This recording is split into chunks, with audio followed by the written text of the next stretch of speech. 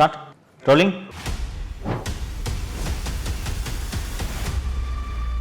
மு.க. ஸ்டாலின் என்ற குடும்பத்தினர் கொள்ளையடிப்பதற்காக தவிர வேறு எதற்காக இந்த திமுக என்ற இயக்கம் இன்று செயல்படுகிறது? நன்றாக யோசித்து பாருங்கள். வேறு எந்த கட்சியிலாவது இத்தனை அதிகார மையங்கள் இருக்கிறதா? தனது பேரனான இன்பநிதியை, உதயநிதியை எப்படி ரெட் ஜெயண்ட் மூலமாக கொண்டு வந்தார்களோ அதே போல திராவிட முன்னேற்ற கழகத்தின் தலைமை பொறுப்பேற்பதற்கு அவரை தயார்படுத்தி கொண்டிருக்கிறார்கள் என்பதை ஊரே அறியும். அப்போ இந்த திமுக என்ற கட்சி யாருக்காக நடக்குது? ஒரு குடும்பத்துக்காக தானே. இதுதான் ஜனநாயகமா? மன்னராட்சியாக நடக்குது. அப்பாவுக்கு பிறகு அவங்க பையன், அதுக்கு பிறகு அவங்க பையன் என்று.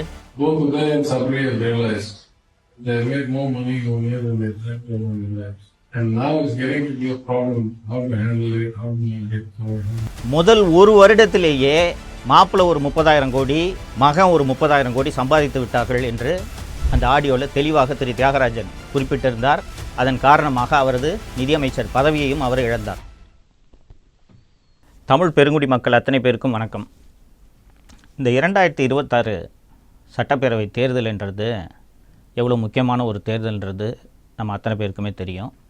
நமது தமிழகத்தின் எதிர்காலத்தை தீர்மானிக்கப் போகிற தேர்தல் அப்படின்றதுனால பல்வேறு விஷயங்களை உங்களுக்கு நினைவுபடுத்த வேண்டிய ஒரு கடமைக்கு நான் ஆட்பட்டுள்ளேன்.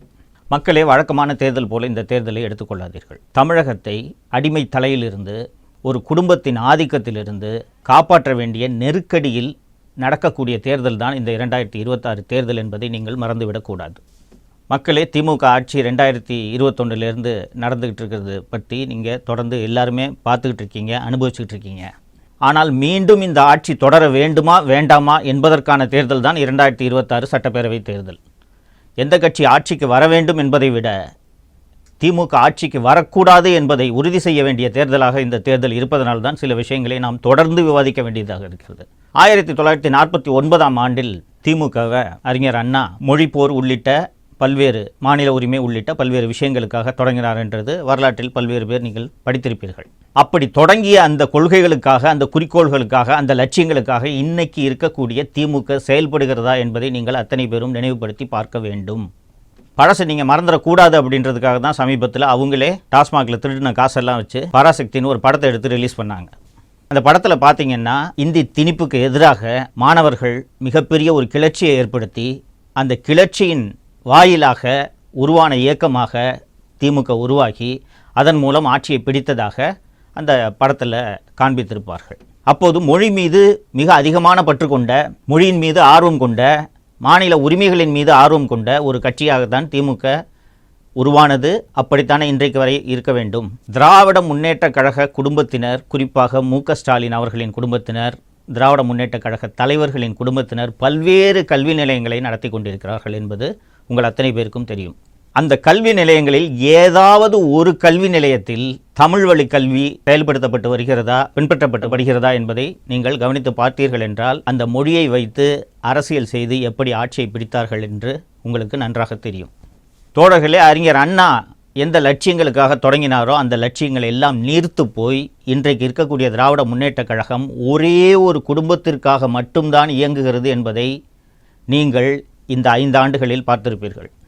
இந்த ஆட்சி தொடங்கிய 1-2 ஆண்டுகளில் இந்த ஆட்சியில் நிதியமைச்சராக இருந்த திரு PTR தியாகராஜன் அவர்கள் பேசிய ஒரு 2 ஆடியோ வெளியானது நீங்கள் எல்லாருக்கும் நினைவு இருக்கும்னு நினைக்கிறேன்.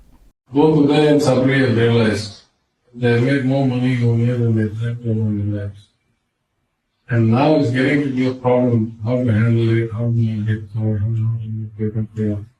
And what can you make it in 10-50%? So we will create back the because of one. We need to try to improve about being prosecution. முதல் ஒரு வருடத்திலேயே மாப்பிள்ளை ஒரு 30,000 கோடி, மகன் ஒரு 30,000 கோடி சம்பாதித்து விட்டார்கள் என்று அந்த ஆடியோவில் தெளிவாக திரு தியாகராஜன் குறிப்பிட்டிருந்தார். அதன் காரணமாக அவரது நிதியமைச்சர் பதவியையும் அவர் இழந்தார். தோழர்களே, முதல் வருடத்திலேயே ஒரே வருடத்தில் 60,000 கோடி சம்பாதிச்சிருக்காங்கன்னா இந்த 5 ஆண்டுகளில் இவர்கள் எவ்வளவு கொள்ளையடித்திருப்பார்கள் என்பதை நீங்கள் நினைத்து பார்க்க வேண்டும், ஊகித்து கொள்ள வேண்டும். இன்றைக்கி திராவிட முன்னேற்ற கழகம்ன்ற இந்த கட்சி எதற்காக செயல்படுகிறது என்பதை நீங்கள் சற்றே யோசித்து பார்க்க வேண்டும், அலசி பார்க்க வேண்டும். மு.க. ஸ்டாலின் என்ற குடும்பத்தினர் கொள்ளையடிப்பதற்காக தவிர வேறு எதற்காக இந்த திமுக என்ற இயக்கம் இன்று செயல்படுகிறது? நன்றாக யோசித்து பாருங்கள். வேறு எந்த கட்சியிலாவது இத்தனை அதிகார மையங்கள் இருக்கிறதா? ஸ்டாலின், அவரது மனைவி திருமதி துர்கா ஸ்டாலின், அவரது தம்பி ராஜமூர்த்தி, ஸ்டாலினின் மகள் செந்தாமரை, மருமகன் சபரீசன், மகன் உதயநிதி, அவரது மனைவி திருமதி கிருத்திகா, இவர்களின் நண்பர்கள் என்று எத்தனை அதிகார மட்டங்கள் இந்த அரசில் இந்த 5 ஆண்டுகளாக செயல்பட்டு கொண்டிருக்கின்றன. இத்தனை அதிகார மையங்களை வைத்துக்கொண்டு ஒரு ஆட்சி நடைபெற்றால் அது எத்தகைய அலங்கோல ஆட்சியாக இருக்கும் என்பதைத்தான் இந்த 5 ஆண்டுகளாக நாம் பார்த்து வருகிறோம். இந்த ஆட்சி மீண்டும் தொடர வேண்டுமா என்பதைத்தான் நீங்கள் இந்த தேர்தலில் முடிவு செய்ய போகிறீர்கள். தோழர்களே, எல்லா ஆட்சிகளிலும் குறைகளும் இருக்கும், நிறைகளும் இருக்கும். திமுக ஆட்சியில் வெறும் ஏதோ குறைகளே மட்டும்தான் இருக்கிறது, நிறைகளே இல்லையா என்ற கேள்வி எழும். இவர்கள் அளித்த வாக்குறுதியில் எத்தனை சதவீதத்தை நிறைவேற்றி இருக்கிறார்கள்? நன்றாக யோசித்து பாருங்கள். முதல்ல வந்தவுடனே நீட்டுக்கு விலக்களிக்கிறோம், நாங்கள் ரேஷன் கார்டு வைத்திருக்கக்கூடிய அத்தனை பேருக்கும் மாதந்தோறும் 1000 ரூபாய் என்றார்கள். இது போல எண்ணற்ற வாக்குறுதிகளை, போக்குவரத்து தொழிலாளிகளோட நிலுவைத் தொகை வழங்குறது, அரசு ஊழியர்களுக்கு பழைய ஓய்வூதிய திட்டம் வழங்குறது என்று வாக்குறுதிகளை அடுக்கிக் கொண்டே போகலாம். இவர்கள் அளித்த வாக்குறுதியை, இவர்கள் அளித்த தேர்தல் வாக்குறுதிகளில் முழுமையாக நிறைவேற்றி இருக்கிறார்களா? இப்போது எந்த தைரியத்தில் மீண்டும் ஒரு தேர்தல் வாக்குறுதி அளிப்பதற்கான ஒரு குழுவை நியமித்திருக்கிறார்கள் என்பது உள்ளபடியே புரியவில்லை. எதிர்க்கட்சி தலைவர் திரு எடப்பாடி பழனிசாமி அவர்கள் பல்வேறு மேடைகளில் அடிக்கடி குறிப்பிடுவார், நீங்கள் இதை பார்த்திருப்பீர்கள். நான் ஒரு சாதாரண கிளைக்கழக செயலாளர், இன்னைக்கு அதிமுக என்ற ஒரு மாபெரும் இயக்கத்தோட பொதுச் செயலாளராக என்னால் வர முடியுது, திமுகவில் யாராவது வர முடியுமா இது போல என்று ஒரு கேள்வி எழுப்பியிருக்கிறார். நன்றாக யோசித்து பாருங்கள். யாராலாவது இது போல அந்த கட்சியின் தலைவராக இன்று வர முடியுமா? உதயநிதிக்கு என்ன வயசாகுதுங்க? லாயலா காலேஜ் முடிச்சுட்டு ஒரு பிஸ்னஸை ஸ்டார்ட் பண்ணுறாரு. 2007 ரெட் ஜெயண்ட் என்ற ஒரு திரைப்பட நிறுவனத்தை தொடங்குறாரு. இதை தாண்டி இந்த சமூகத்துக்கு உதயநிதி அவர்களின் பங்களிப்பு என்ன? எடுத்த உடனே 2021 எம்எல்ஏ ஆக்குறாங்க. கொஞ்ச நாளில் அமைச்சரானோடனே மூத்த அமைச்சர்களுக்கெல்லாம் மேலே கேபினெட்டில் அவரோட ரேங்க்கு. அதுவும் போதாதென்று துணை முதலமைச்சர், தங்கை மக்களவை எம்பி மட்டுமல்லாமல் மக்களவையின் திமுக கட்சியின் தலைவர், மருமகன் ஒரு மிகப்பெரிய அதிகார மையம், மனைவி, மகன், மகள் என்று அத்தனை பேரும் அதிகார மையம். இதெல்லாம் போதாதென்று தனது பேரனான இன்பநிதியை, உதயநிதியை எப்படி ரெட் ஜெயண்ட் மூலமாக கொண்டு வந்தார்களோ அதே போல திராவிட முன்னேற்ற கழகத்தின் தலைமை பொறுப்பேற்பதற்கு அவரை தயார்படுத்தி கொண்டிருக்கிறார்கள் என்பதை ஊரே அறியும். அப்போ இந்த திமுக என்ற கட்சி யாருக்காக நடக்குது? ஒரு குடும்பத்துக்காக தானே. அந்த குடும்பம் மீண்டும் மீண்டும் கொள்ளையடிப்பதை, அந்த கொள்ளையடிப்பதை நாம சொல்லல, அவங்க கட்சியோட அமைச்சரே தெளிவாக பேசியிருக்கிறார் என்பதை நாம் பார்த்திருக்கிறோம். ஸோ திமுக என்ற அந்த குடும்பம், மு.க. ஸ்டாலினின் குடும்பம், ஒரு குடும்பம் மீண்டும் தமிழகத்தை கொள்ளையடிப்பதற்காக இந்த தேர்தலில் திமுகவுக்கு வாக்களிக்க வேண்டுமா என்பதை நீங்கள் அத்தனை பேரும் நன்றாக சிந்தித்து பார்க்க வேண்டும். இதுதான் ஜனநாயகமா? மன்னராட்சியாக நடக்குது. அப்பாவுக்கு பிறகு அவங்க பையன், அதுக்கு பிறகு அவங்க பையன் என்று. இப்போது மீண்டும் திராவிட முன்னேற்ற கழக ஆட்சி அமைந்தால் வேறு யாராவது ஒரு மூத்த தலைவர் முதல்வர் பொறுப்பை ஏற்க முடியுமா? அல்லது திமுக தலைவர் பொறுப்பை ஏற்க முடியுமா? யோசித்து பாருங்கள். அப்போ திருப்பி இந்த குடும்பம் தானே கொள்ளையடிக்க போகுது. அப்படி இந்த குடும்பம் கொள்ளையடிக்கிறதுக்காக நீங்கள் மீண்டும் உதயசூரியனுக்கு வாக்களிக்க வேண்டுமா என்பதை நன்றாக யோசித்து பாருங்கள். நீங்கள் அளிக்கக்கூடிய வாக்கு திமுக மற்றும் திமுக கூட்டணி கட்சிகளை வீழ்த்துவதாக இருக்க வேண்டும்.